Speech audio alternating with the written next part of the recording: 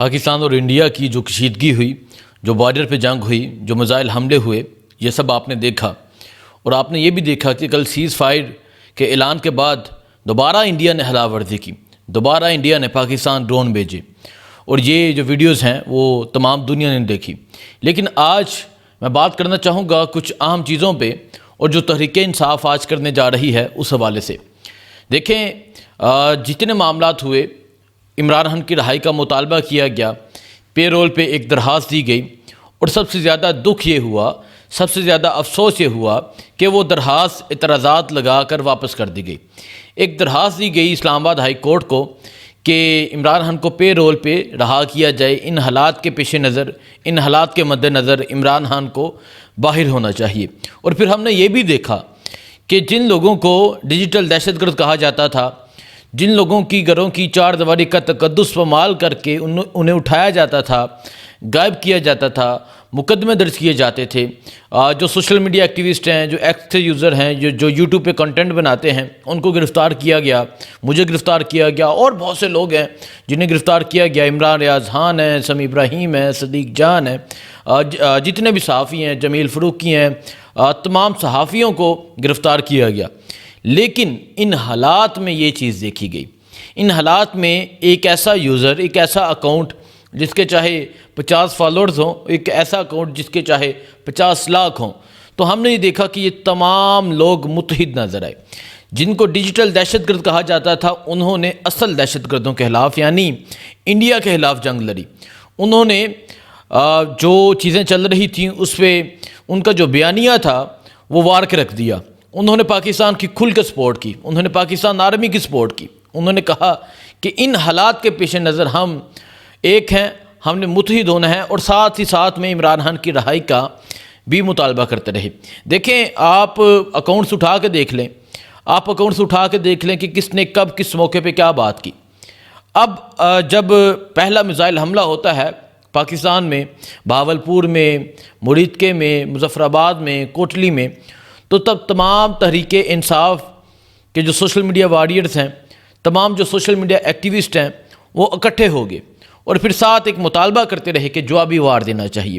اور پھر وہاں پہنچ کے کئی لوگوں نے چیزیں دکھائیں، ساری چیزیں آپ کے سامنے ہیں۔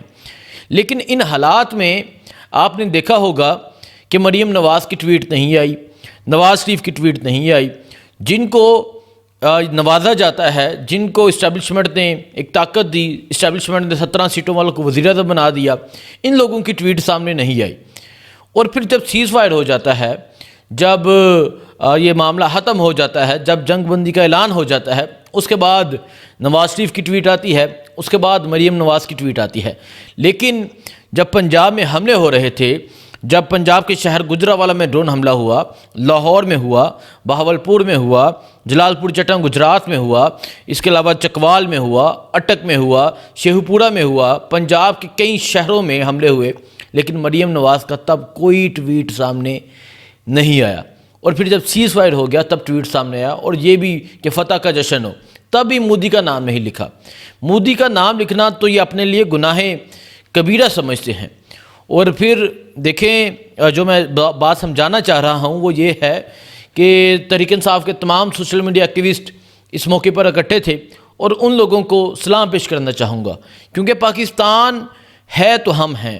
پاکستان کی عزت، پاکستان کی آبرو، پاکستان کی سلامتی ہمارے لیے سب کچھ ہے۔ اور پھر آپ نے دیکھا کہ ان حالات میں عمران خان کی رہائی کا جو مطالبہ تھا وہ بھی زور پکڑتا جا رہا تھا۔ پے رول پہ درخواست دی گئی، جو کل جو اسلام آباد ہائی کورٹ ہے اس نے ریجیکٹ کر دی، اس نے اعتراضات لگا کے واپس کر دی۔ اب معاملہ پھر وہاں پہ آ گیا ہے۔ یعنی دیکھیں، یہ جنگی حالات میں تو آپ نے دیکھ لیا کس کا کیا کردار تھا، کس کا کیا کردار نہیں تھا۔ جو کچھ پٹواری ہیں، جو بچے کچے ہیں، انہوں نے اس پہ بات نہیں کی، اور جو جن کو ڈیجیٹل دہشت گرد کہا جاتا رہا، وہ اس پہ کھل کے سامنے آئے، کھل کے انہوں نے پاکستان کی سپورٹ کی، کھل کے انہوں نے اپنی آرم فورسز کی سپورٹ کی۔ اب عمران خان جیل میں ہیں، عمران خان قید میں ہیں، عمران خان وہاں ہی ہیں جہاں عمران خان پہلے تھے۔ اب تحریک انصاف عمران خان کی رہائی کے لیے کیا اقدامات کرتی ہے، اور یہاں یہ کیا سوچتے ہیں، یہ وقت تعین کرے گا، وقت فیصلہ کرے گا۔ آج آج کی تاریخ میں 9 مئی ہوا. 9 مئی آپ کو پتہ کہ 3-4 دن گزر چکے ہیں 9 مئی کو ہوئے, اور 9 مئی کو 2 سال مکمل ہوئے. 9 مئی کی آڑ میں جو کچھ تحریک انصاف کے ساتھ ہوا, جو کچھ تحریک انصاف کے لوگوں کے ساتھ ہوا, جو کچھ تحریک انصاف کے لیڈرشپ کے ساتھ ہوا, اور سب سے بڑھ کے جو تحریک انصاف کے چیئرمین, تحریک انصاف کے بانی عمران خان کے گریبان پہ, کالر پہ ہاتھ ڈالا گیا, وہ سب کو یاد ہے. ان حالات کے پیش نظر تحریک انصاف نے جو اپنے احتجاج سے اپنی ریلیاں تھیں وہ منسوخ کی ہوئی تھیں, اور آج تحریک انصاف خیبر پختونخوا کے ہر شہر میں ریلی نکالے گی. خیبر پختونخوا کے ہر شہر میں تحریک انصاف کے لوگ نکلیں گے. خیبر پختونخوا کے ہر شہر میں تحریک انصاف کے کارکنان نکلیں گے. ایک دوسرا, میں بھارت کے حوالے سے بات کرتا ہوں.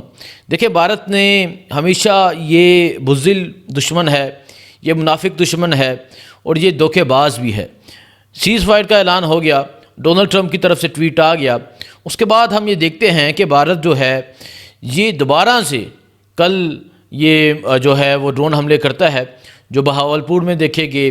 اس کے علاوہ جلال پور جٹہ میں 4 شہادتیں ہوئیں. اس طرح انہوں نے سیز فائر کی خلاف ورزی کی, اور یہ بیٹھ کے الزام پاکستان پہ لگا رہے تھے. لیکن پاکستان کی طرف سے کوئی پریس کانفرنس نہیں کی گئی. حالانکہ واضح طور پہ دیکھا گیا, واضح طور پہ بہاولپور میں دیکھے گئے ڈرون, اس کے علاوہ جلال پور جٹہ میں جو نقصان ہوا وہ آپ سب نے دیکھا. اگین بھارت کی جانب سے خلاف ورزی کی جا رہی ہے. اور ایک اور چیز جو میں نے نوٹ کی وہ آپ سب کو میں ضرور بتانا چاہوں گا.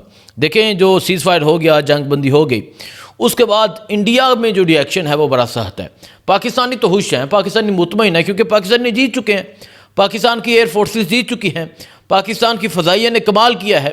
پاکستان کی فضائیہ نے جس طرح بہادری, ہمت, استقامت کا مظاہرہ کیا ہے وہ آپ نے دیکھا. اور پاکستان کی فضائیہ نے جس طرح دشمنوں کے ٹارگٹ کو نشانہ بنا کے اڑایا وہ بھی آپ نے دیکھا. پاکستانی خوش ہیں کیونکہ پاکستانی جیت چکے ہیں. لیکن بھارت میں اس ٹائم صف ماتم ہے. بھارت اس ٹائم رو رہا ہے. بھارت کے لوگ چیخ رہے ہیں, بھارت کے لوگ مودی کو ٹارگٹ کر رہے ہیں کہ ہمیں خاموش نہیں ہونا چاہیے تھا, یہ ہو گیا, پاکستان نے بڑا سخت حملہ کیا. دیکھیں, انہوں نے 5 دن لگا کے پاکستان پہ میزائل داغے, انہوں نے 5 دن لگا کے پاکستان پہ میزائل حملے کیے, ڈرون حملے کیے, اور پاکستان کا جو جوابی وار تھا, پاکستان کی جو جوابی کارروائی تھی وہ کچھ منٹوں کی تھی.